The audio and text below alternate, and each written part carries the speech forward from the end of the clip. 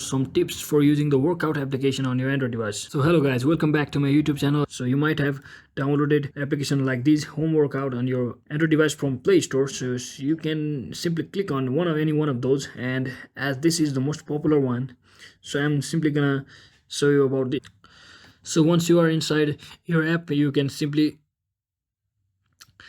add about the details it will ask. You can simply type it like this, and you can simply add whatever you want, about which part of your body want to look stronger, which part of the body you want to do resolve or focus next, like this. And you can simply click on like this. You can choose your option like this, and you can simply click on next from here.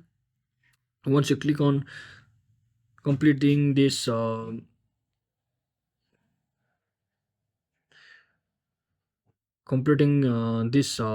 options over here, you can simply say it like this, and you can train as in weekly or how many times you like, simply like that. And after you once you do everything, it will analyze your body, and you can simply click on get my plan, and you can start doing your exercise for your particular specific body. So that is it guys, hope you find this video helpful. So don't forget to like and subscribe to the channel. See you in the next one.